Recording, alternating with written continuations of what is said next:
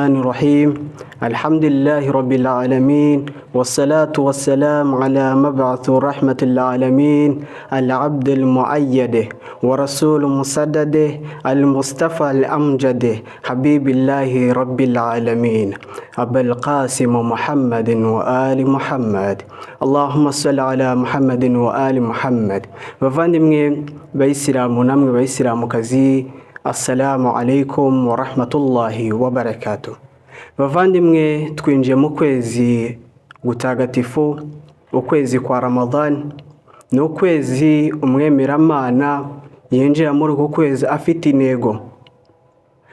intego yo kugira ngo afunguke ukwezi kwa Ramadhani, hanyuma yishimirwe na Nyagasani.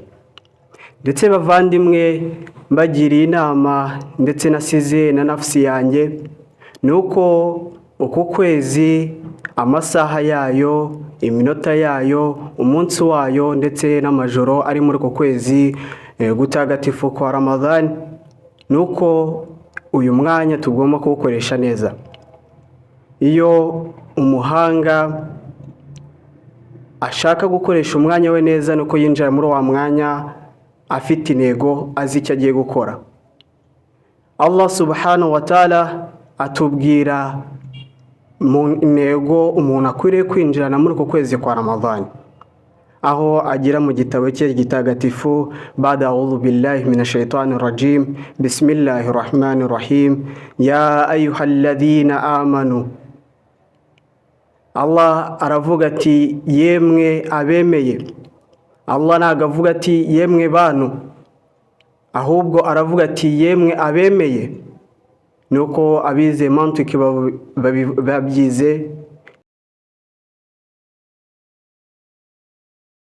abemeye bose ni abantu, ariko abantu bose siko ari abemeye. Urundi urugero nuko wavuga ati abanditsi bose ni abemeye, abanditsi bose ni abantu, ariko abantu bose siko ari abanditsi. Rero Allah ngaha avuga bandi bamaze kwemera. Arababwira ati ya ayyuhalladhina amanu kutiba alaykum siyam, ati mwategetswe gusiba kama kutiba alal ladhina min qablikum, nuko ababanjirije babitegetswe la'allakum tattakuna, kugira ngo mube abagandukira Mana, mube abagandukira Allah, kugira ngo mube bamuca Mungu. Rero ukwezi kwa Ramadhan ukure kwinjiramo kugira ngo uzasohoke uri umugandukira Mana. Umugandukira Mana ari kure y'ibibi. Wa wundi wamaze kugera ku rwego yuko bamwita muca Mungu, umugandukira Mana, nuko umutima we ubusukutse, umutima we utarabaye umukara kubera kubeshya, kubera guhuguza abantu. Ibyo ngibyo bari kuri yabyo. Rero bavandimwe, mbagiriye inama ndetse nasize na nafsi yanjye, nuko ukuntu umuntu yitegura ukwezi kwa Ramadhan, akajya guhaha, akandika ibyo akeneye azakoresha mu kwezi kwa Ramadhan, ni nuko agomba gufata ikaramu n'urupapuro akandika, akareba hari ibibazo, akareba aho afitanye ikibazo na Nyagasani, ibikorwa adakora, kugira ngo nyuma y'uko kwezi kwa Ramadhan azisange ari umugandukira Mana, ari wa wundi twavuga n'umuca Mungu. Insha Allah, igihe tuzaba dufite umwanya uhagije, tuzareba se muca Mungu abameze ute, arangwa n'iki.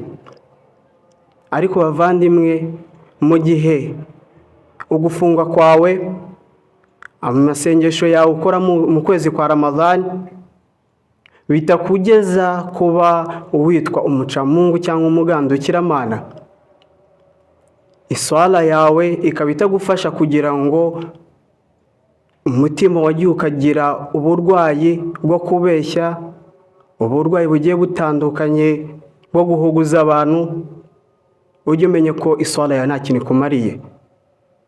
Ugufungwa kwawe n'ubuzi ko gufunga ari ukwiyiriza, kutanywa, ukumva ko ibyo ngibyo ukoze gusa bihagije, ukaba wasenga isengesho ukamara amasaha 5 uri gusenga, ariko nyuma yaho ukasubira muri bya bikorwa byawe ukajya guhuguza abantu. Ujye umenye ko ibyo iswala yawe gufunga kwawe nta kintu bikumariye. Nuko Allah subhanahu wa ta'ala bitubwira yuko mwategetswe gufunga kugira ngo mube abagandukira Mana. Rero ugusenga kwawe, ugufunga kwawe kose bikugomba kugufasha kugera kuri la level yuko uri umugandukira Mana, uri mucamungu. Rero bavandimwe, muri uku kwezi kutagatifu tugomba kukwinjiramo tugasohokamo bitandukanye uko twinjiye muri uku kwezi gutagatifu.